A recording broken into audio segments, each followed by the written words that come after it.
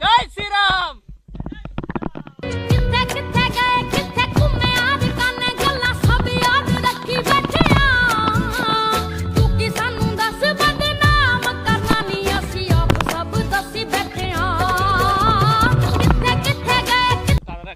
Hi guys, আমরা এখানে picnic করছি।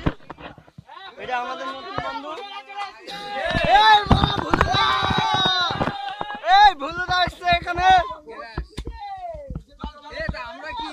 এটা আমাদের মামা, এটা ব্যাকের ইন্দ্রজিৎ মন্ডল না সরকার জানি না,